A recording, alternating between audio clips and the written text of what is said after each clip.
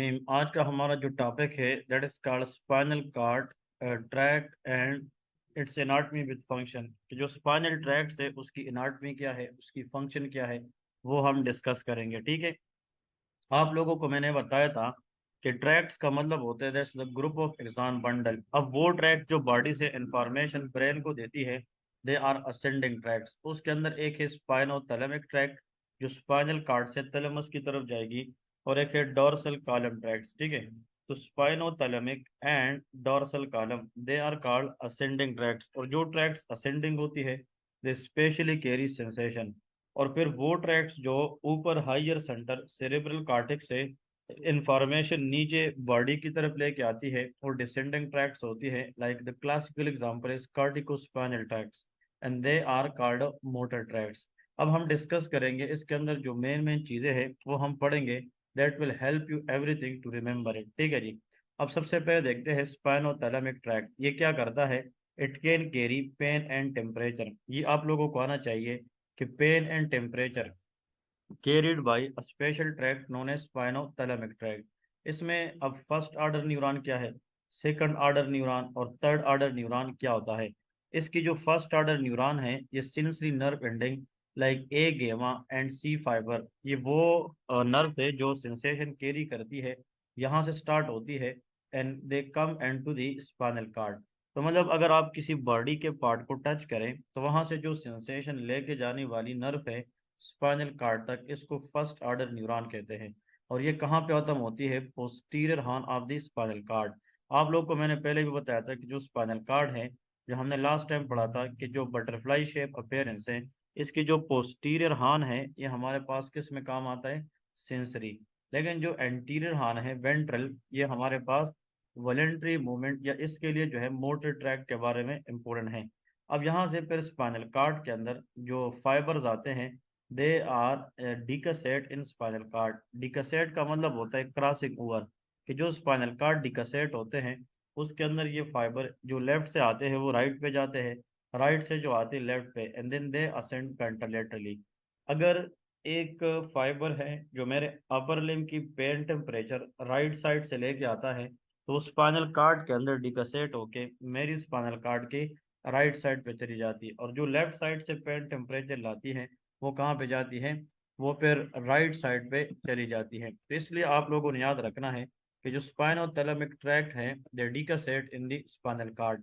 इसमें जो सबसे इम्पोर्टेंट चीज आप लोगों ने समझनी है, ये एंटीरियर वाइट कोमेशर, इसके ऊपर जो फाइबर्स है लेफ्ट वाले वो राइट पे चले जाते हैं, जो राइट वाले हैं वो लेफ्ट पे, and they reach up to the thalamus that is called ventro posterolateral nucleus. वहां पे जाकर ये एंड कर देती है, और फिर वहां से सेकंड साइनेप्स की वजह से फिर थैलेमस से जाकर प्राइमरी सोमैटोसेंसरी कॉर्टेक्स जो हायर सेंटर है वहां पे ये चली जाती है, that is called third order neuron.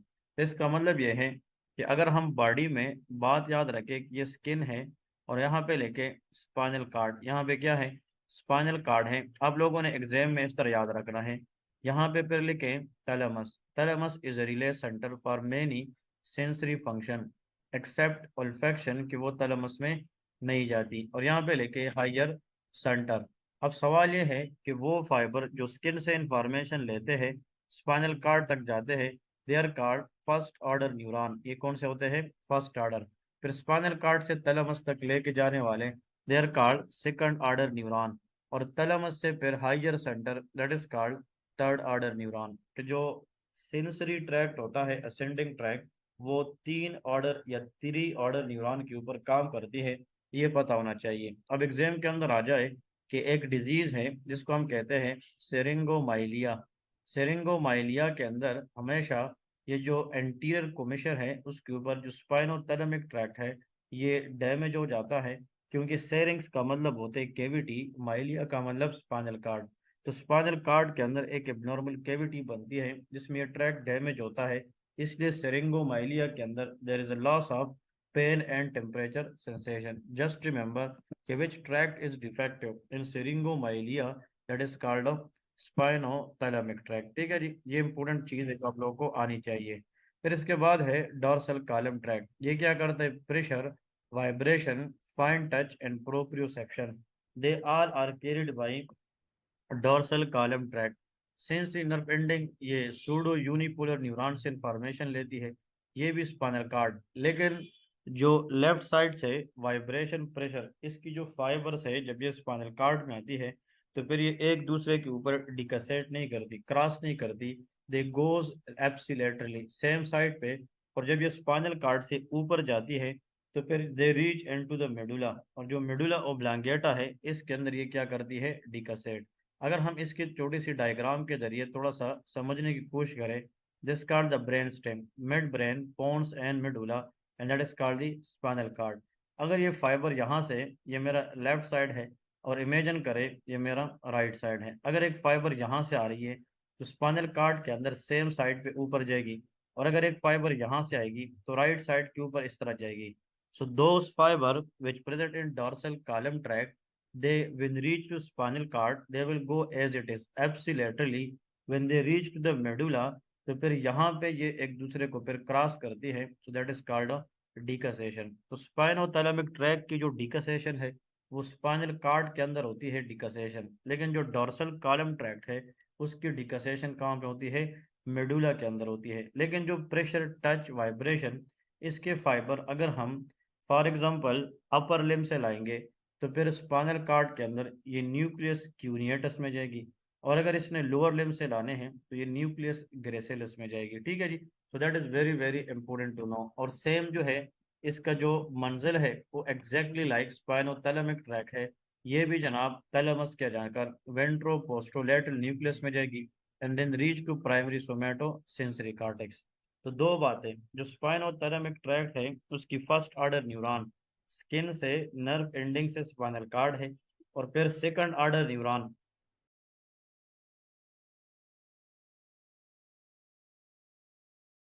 Spinal cord से कहाँ पे जाते हैं, थैलेमस।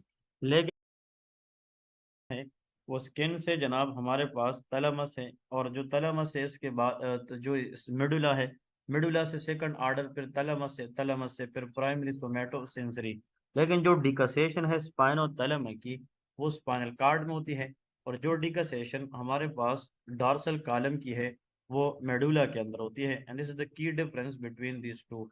एक पेन एंड टेम्परेचर कैरी करेगी, दूसरा प्रेशर, वाइब्रेशन, फाइन टच वगैरह कैरी करेगी। फिर है कार्टिकोस्पाइनल ट्रैक। अब जो कार्टिकोस्पाइनल ट्रैक है it control voluntary movement.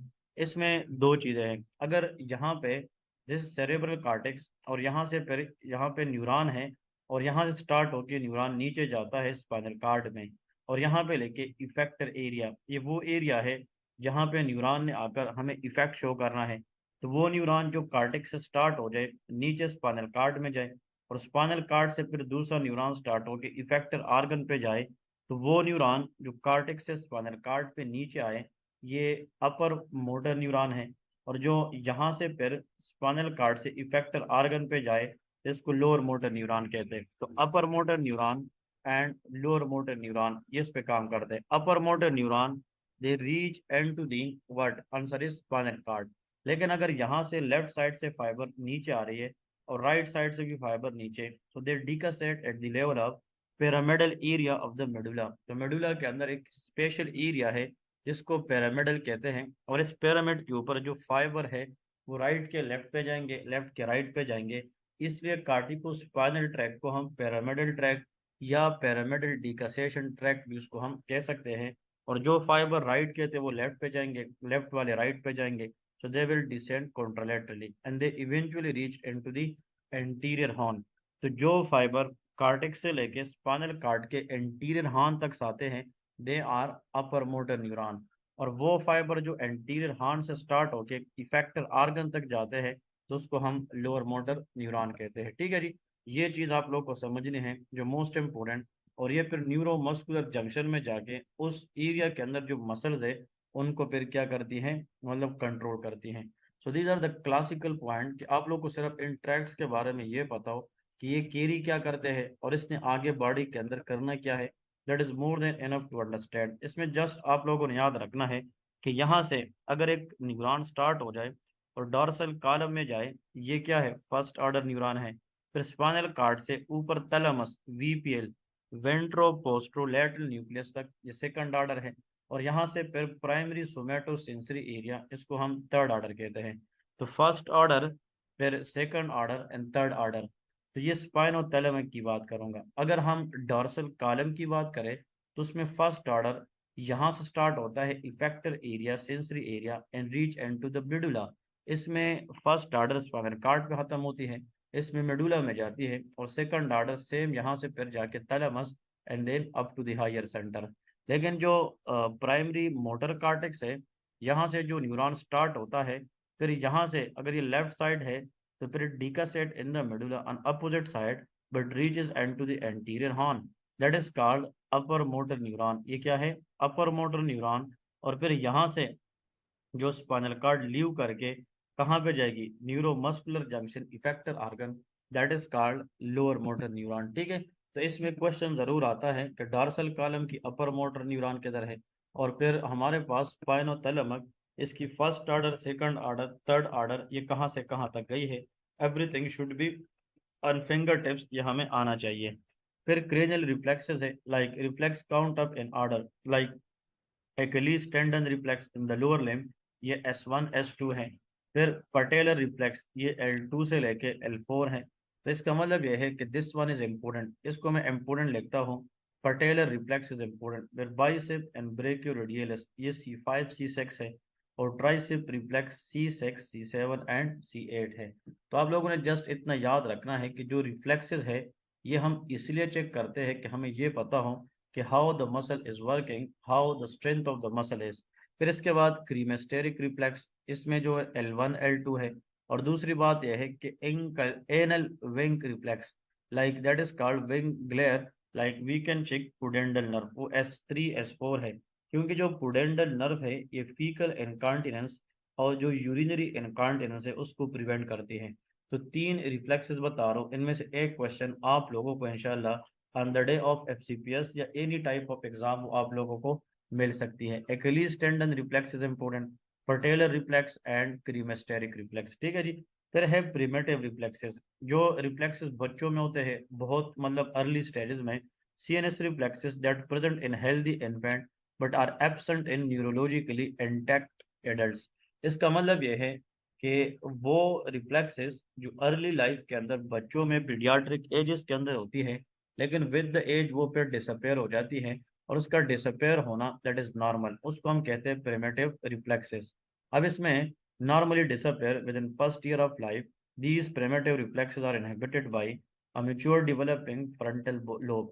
They are re-emerge in adult following frontal lobe lesion, loss of inhibition of these reflex। तो दो बातें, वो रिफ्लेक्सेस जो अर्ली इन द लाइफ होते हैं but with the age it become disappear, but if their frontal lobe lesion may these reflex again repair, that is called primitive reflexes।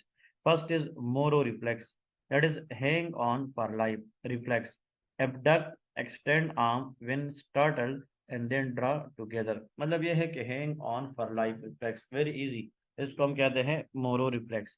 थोड़ा सा आप लोग यूट्यूब पे जाए और वहाँ पे लेके मोरो रिफ्लेक्स एनिमेशन, तो वो आप लोगों को करके दिखाएगा कि मोरो रिफ्लेक्स किस तरह होता है।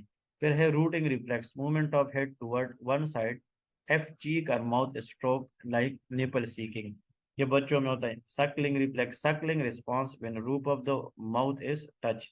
फिर palmar reflex, curling of finger if palm is stroke। और plantar reflex, dorsiflexion of the larger toe and fanning of the other toe with plantar stimulation। and Babinski signs, presence of this reflex in adult, which shows upper motor neuron lesion। जब हम meningitis वगैरह stroke के patient देखते हैं तो हम बेबिन्स्की sign, जो हमारा सोल है, हमारा लोअर लिम्ब के अंदर जो फीट है उसकी लेटरल हाफ पे कोई शार्प चीज़ हम थोड़ा सा स्क्रैच करते हैं, और इससे हमें ये पता चलता है कि बेबिन्स्की साइन है कि नहीं। तो बेबिन्स्की साइन 2 साल के बच्चे तक नॉर्मल है, बट अगर ये बड़ों में आ जाए then think about, this is called upper motor neuron lesion. फिर लैंडमार्क डर्माटोम है। Dermatome is the specific part of the skin innervated by special nerve, like C2 that is posterior half of the skull. Skull का जो सबसे back side है, posterior half of the skull, इसकी जो skin है they are innervated bye C2। फिर C3 जो है ये हमारे पास diaphragm in gall bladder area, ये याद रखना है। C3 C4 C5 these are the roots value of phrenic nerve, and phrenic nerve is a nerve which innervated the diaphragm.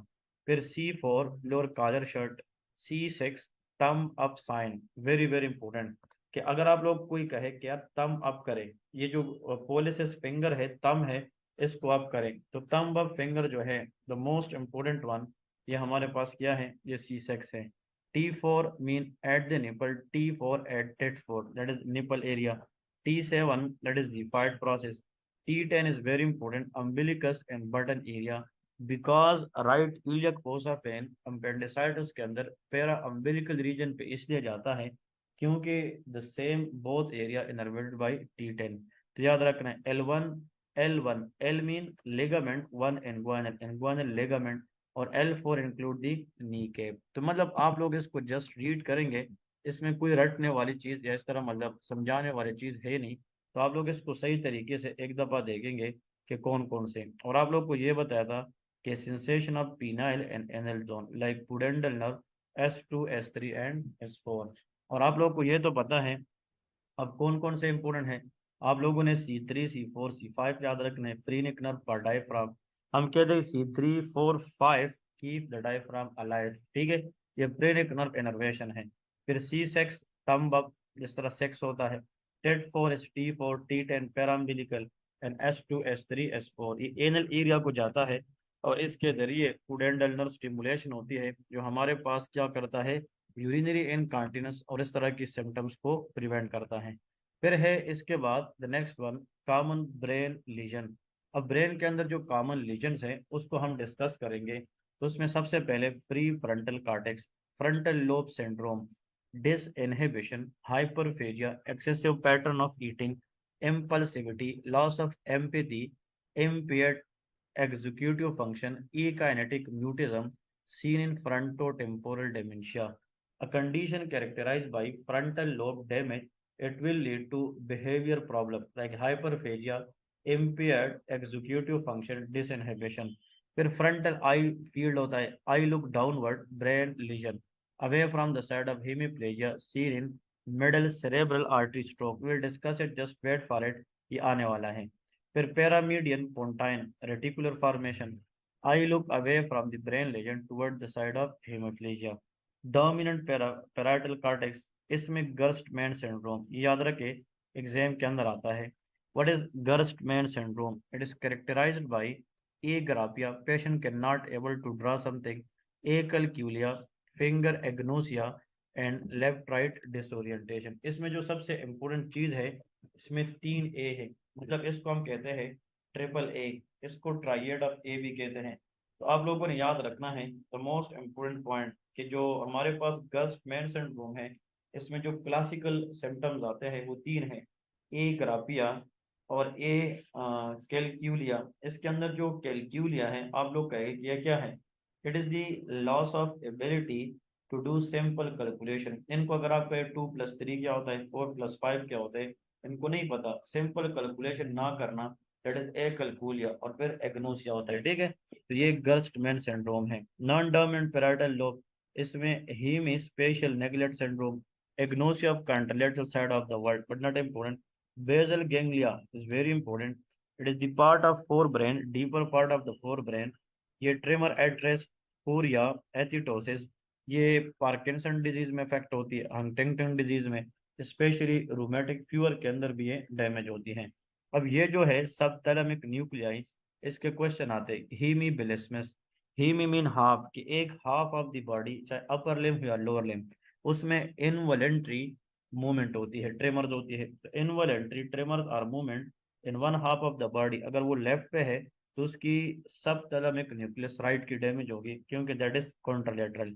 फिर मेमिलरी बॉडी डैमेज, इसमें वर्निकी कार्सिकाफ होता है और ये थायमीन डेफिशिएंसी की वजह से। तो इसमें अप्थल्मोप्लेजिया, ग्लोबल कंफ्यूजन, लाइक हमारे पास इसके अंदर वर्निकी कार्सिकाफ के अंदर जो सिम्टम्स आते हैं थायमीन की डेफिशिएंसीज हैं। एमगडेला, इसमें क्लोवर बग की सिंड्रोम होता है।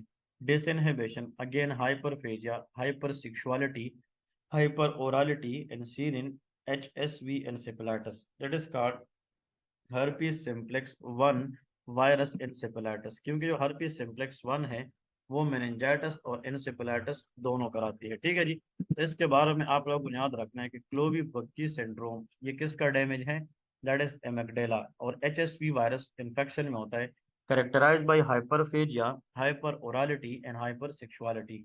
इसके बाद जो नेक्स्ट है हाइपोकैम्पस, ये actually memory card of the brain है। तो अगर ये डैमेज हो जाए there will be no new memory formation, that is called anterograde amnesia. असल में हिप्पोकैम्पस के अंदर डैमेज से जो प्रीवियस मेमोरी है इतनी अफेक्ट नहीं होती, लेकिन ये लोग आगे न्यू मेमोरीज नहीं बना सकेंगे, anterograde amnesia, that is called new memory formation will be lost. फिर dorsal midbrain damage, that is Parinaud syndrome, often due to pineal gland tumor, reticular activating system, reduced level of arousal and wakefulness, even coma, medial longitudinal fasciculus अगर damage हो जाए, condition characterized by internuclear ophthalmoplegia. A classical point you must know for multiple sclerosis.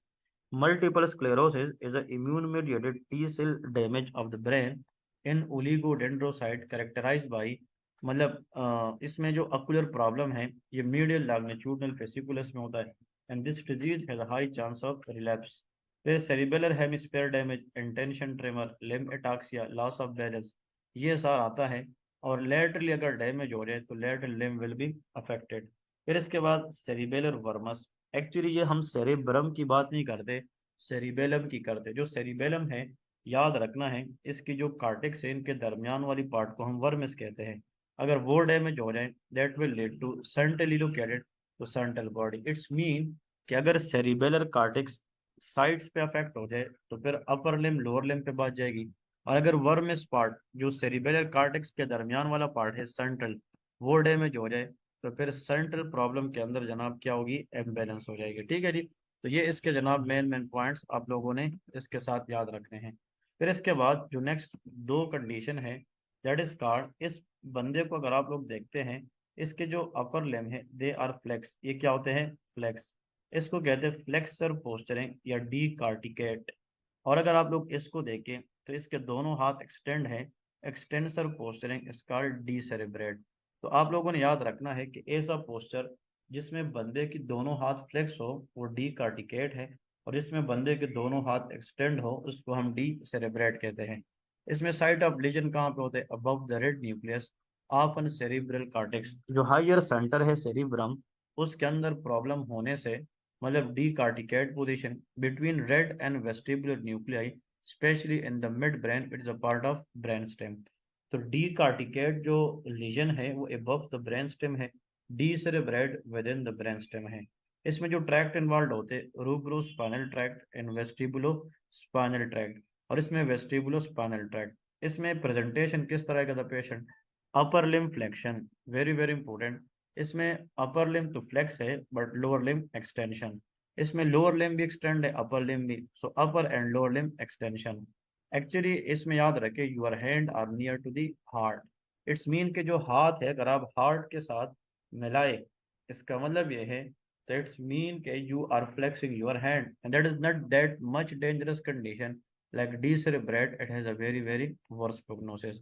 और कुछ लोग कहते हैं जो decerebrate है, it is a type of stage before the death of the person, कि बंदे की डेथ से पहले एक जो स्टेज होता है उसको हम डी सेरेब्रेट। तो अगर सेरेब्रल कार्टेक्स की लीजन हो, उसमें बंदे की दोनों हाथ फ्लेक्स हो लेकिन पाँव एक्सटेंड हो, वो हमारे पास क्या है, डी कार्टिकेट है। और अगर अपर लिम्ब लोअर लिम्ब दोनों हमारे पास क्या हो, they are extend, they are called decerebrate. इसके बाद नेक्स्ट आता है the most important, that is ischemic brain disease, जिसको हम स्ट्रोक कहते हैं। It is irreversible neuronal injury begin after 5 minutes of hypoxia. अगर ब्रेन को 5 मिनट तक ऑक्सीजन की सप्लाई ना मिले, उस वजह से ब्रेन को जो धचका लगता है, उसको जो डैमेज होता है, that is called ischemic brain disease. Most vulnerable that is hippocampus part.